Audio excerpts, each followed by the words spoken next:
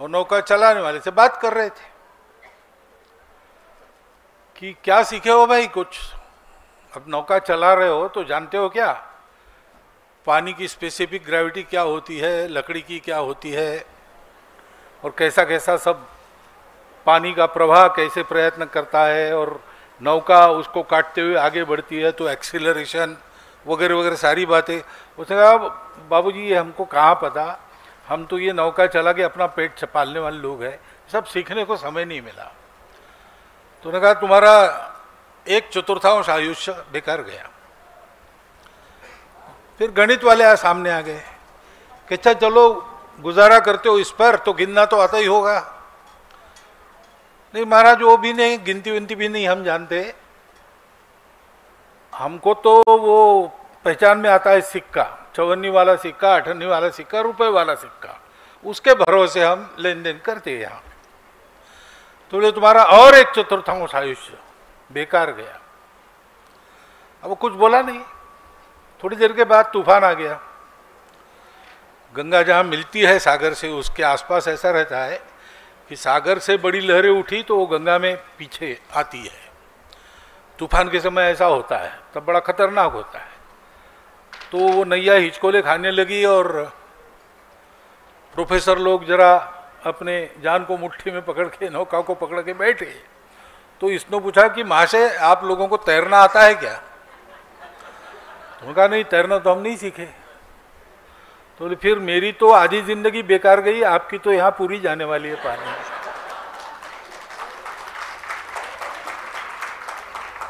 तो जानकारी तो आवश्यक होती ही है, बिना जाने मनुष्य चल नहीं सकता। परंतु अपेक्षा यह है कि जानकारी से मन में एक समझदारी उत्पन्न होनी चाहिए। व्यावहारिक जीवन को यशस्वी जीना और सार्थक जीना, इन दोनों बातों का रास्ता मिलना चाहिए। यशस्वी जीने वाले बहुत होते हैं लेकिन बहुत ज्यादा नहीं होते हैं। वैसे यश का मापदंड लगा के देखा तो दुनिया में मेजॉरिटी फेल्यूअर्स है, ओवरवेलमिंग मेजॉरिटी है। चमकने वाले थोड़े रहते हैं, लेकिन हर आदमी उस रास्ते पर रहता है। अपनी गलतियों से बोध लेकर वो आगे बढ़ता रहे तो एक दिन चमकने वाला बन जाएगा। परंतु यश थोड़े लोगों का होता है और तात्कालिक होता है। आप रिकॉर्ड ब्रेक कर सकते हैं लेकिन तब तक वो रहेगा जब तक दूसरा आपका रिकॉर्ड ब्रेक नहीं करता, और वो पहले होगा कि बाद में होगा बता नहीं सकते। परंतु अपना जीवन किसी काम में आ गया, उसका कुछ उपयोग हुआ, ये बात सार्थकता की है। और यश कदाचित तात्कालिक आनंद देता होगा, सार्थकता पूरे जीवन में संपूर्ण समाधान उत्पन्न करने वाली होती है। और इसलिए ऐसा ज्ञान जहां मिलता है वो मिलता है साहित्य से। बोला हुआ सुनते हैं, लिखा हुआ पढ़ते हैं, जिया हुआ देखते हैं। इसमें लिखा हुआ जो है उसको अपने यहां रूढ़ार्थ में नाम है साहित्य। साहित्य सृजनता ये लेखक का गुणधर्म है। उसके मन में भाव उत्पन्न होते, उसके निरीक्षण से उन भावों को वो व्यक्त करता है अक्षरों से कागज पर।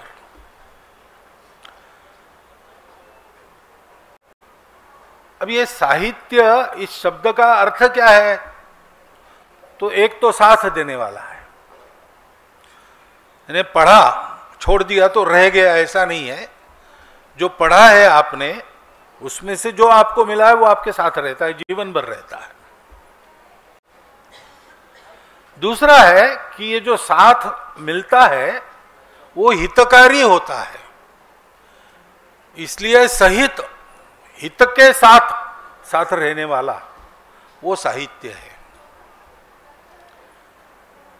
और इसलिए साहित्य यानी कुछ मनुष्य जीवन को अधिक उन्नत बनाने वाला, मनुष्य को सच्चा मनुष्य बनाने वाला, ऐसा ही उसका अर्थ परंपरा में चलता है।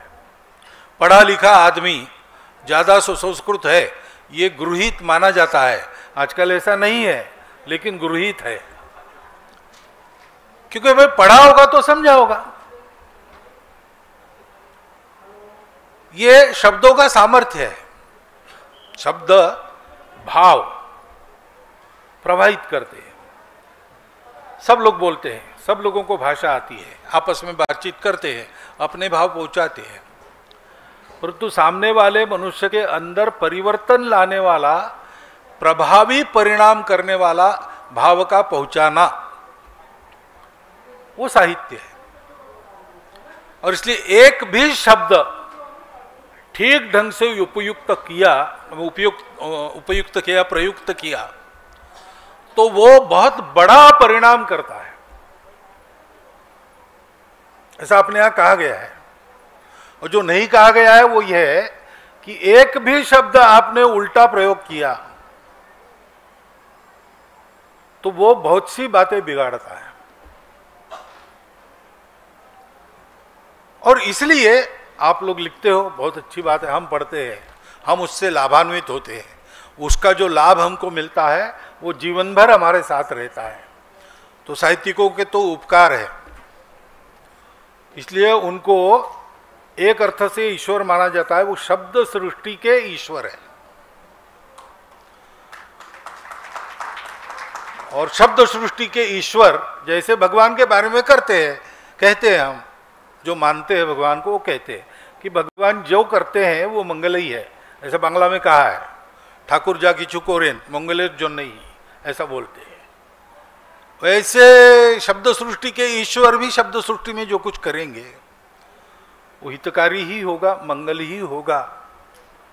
ऐसी एक आम श्रद्धा आज भी बरकरार है। तो मुझे लगता है कि आप लोग लिखते हैं तो उसमें जरूर ये विचार कीजिएगा,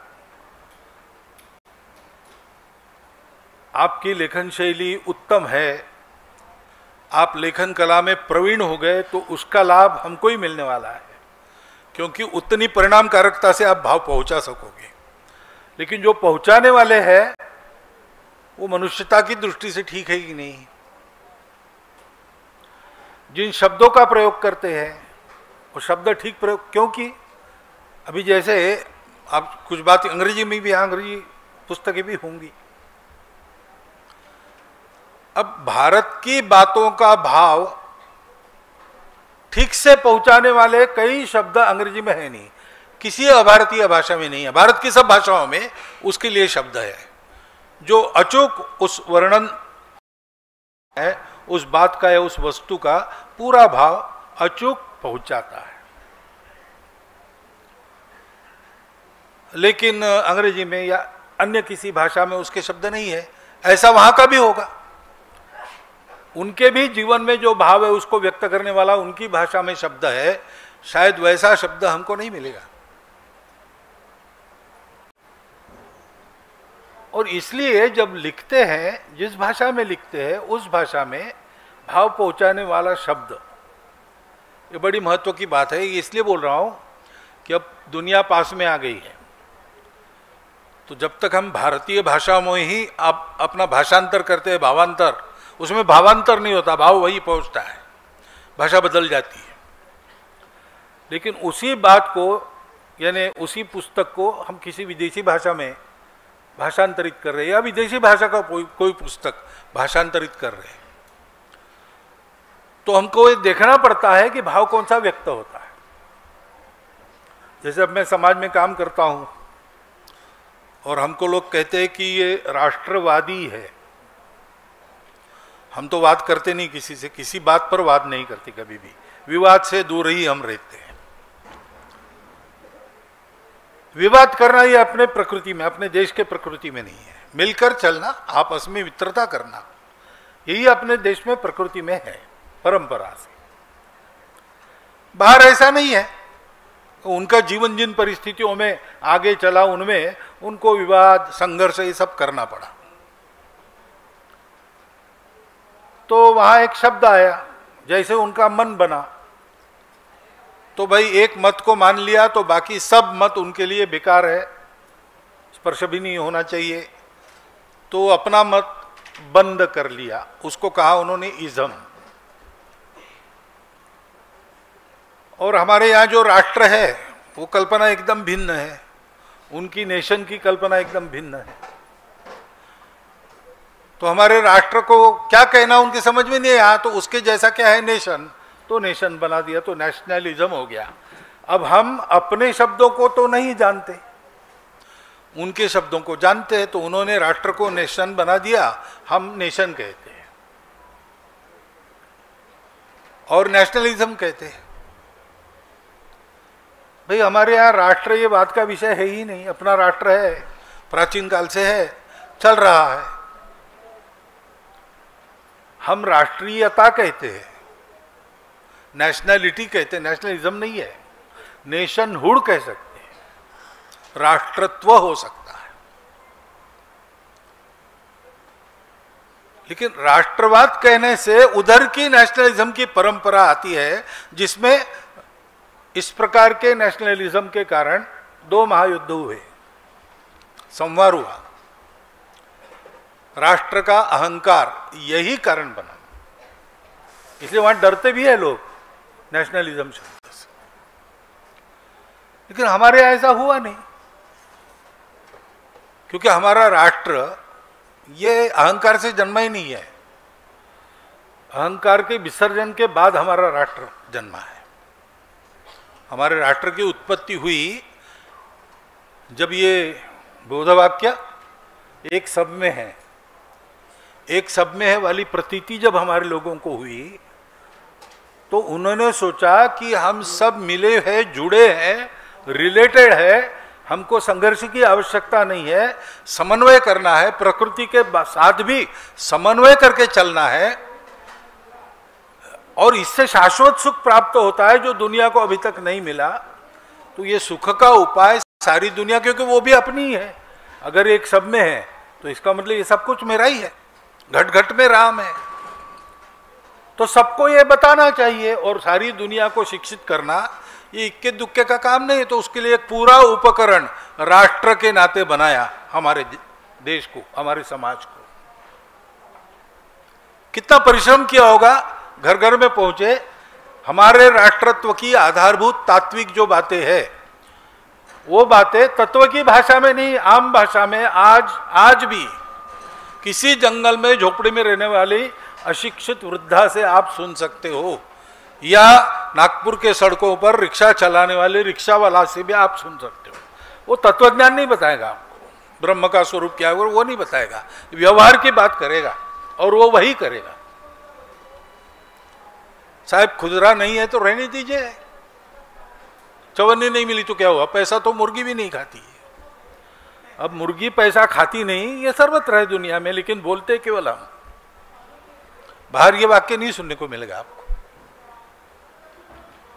ये जो भाव है वो भाव परोपकार का भाव है, वसुधैव कुटुंब का भाव है, उसको सर्वत्र अपने जीवन से बताने के लिए जो हमारे यहाँ ऑर्गेनाइजेशन हुआ उसका नाम राष्ट्र है, उसका सत्ता से कोई संबंध नहीं है।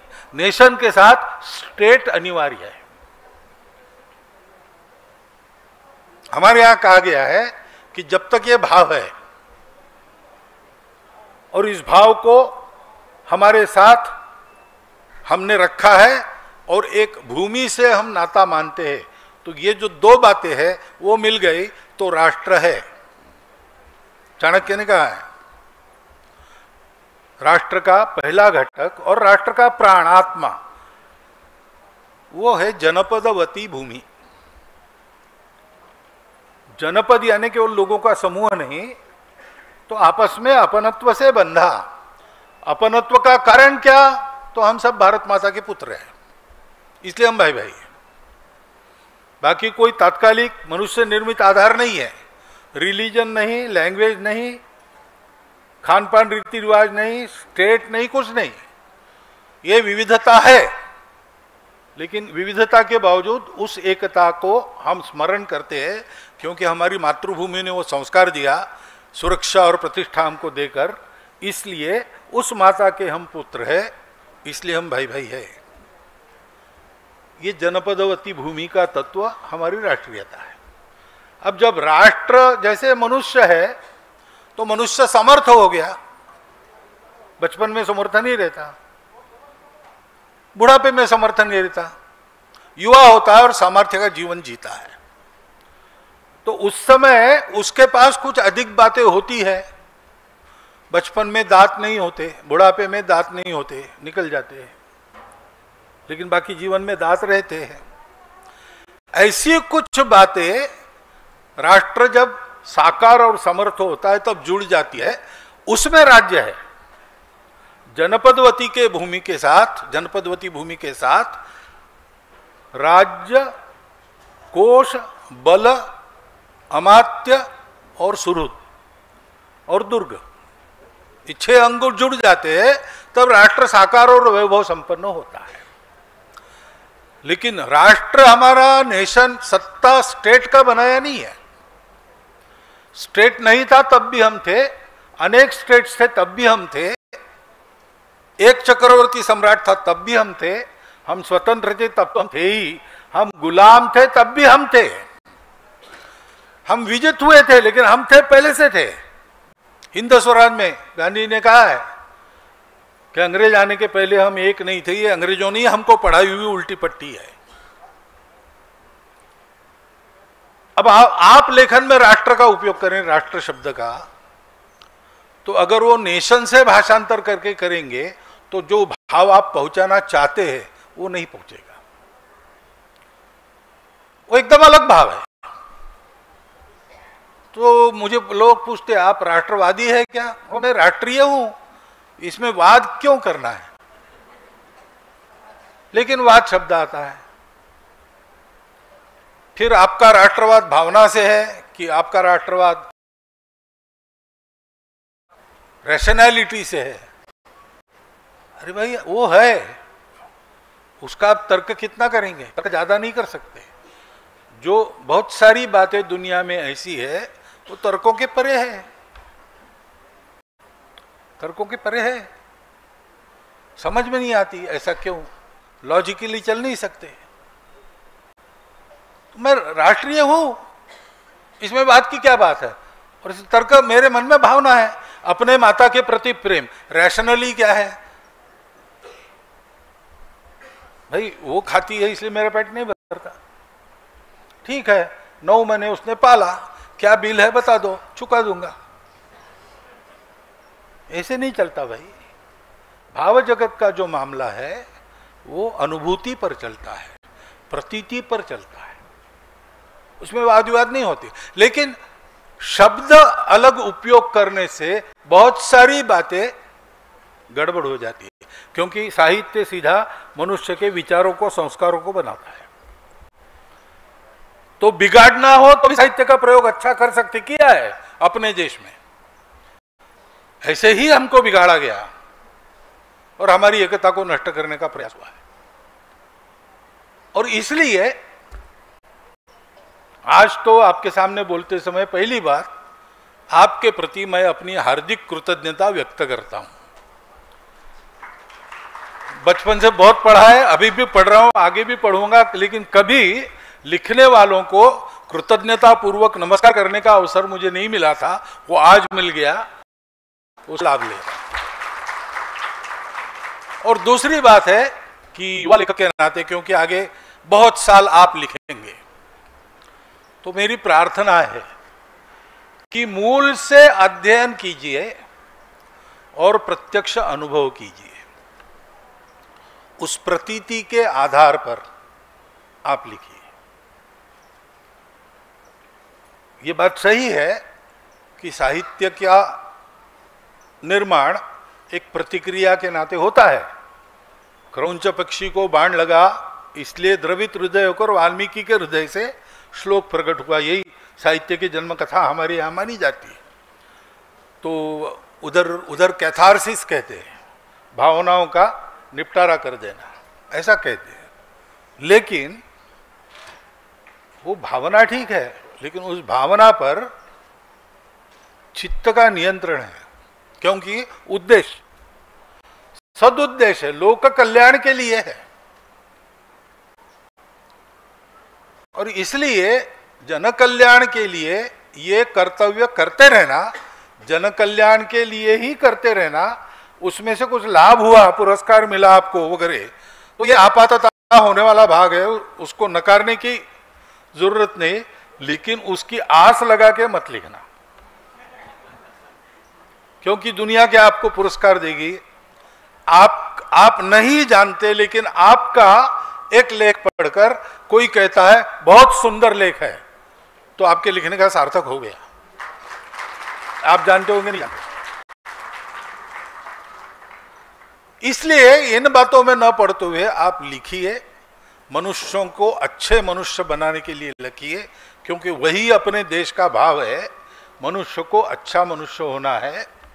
हे विश्वची माझे घर, ऐशी जयाची मती स्थिर, किंबहुना चराचर आपणची जाहला। ये मनुष्य के उन्नति का चरम है। उस चरम का आदर्श सामने रखकर चलने वाले हम लोग हैं। हम लोग उस पर चल सके, दृष्टि हमारी साफ हो, आगे पथ स्पष्ट हो और पैर डगमगाए नहीं चलते समय, हिम्मत की ये पग थकने रुकने नहीं चाहिए। इस प्रकार के बल का भाव अंदर भरने वाला साहित्य आप लोग सृजित कीजिए। इतना एक विनम्र अनुरोध एक वाचक के नाते आपके सामने रखता हूं और मेरे शब्दों को समाप्त करता हूं।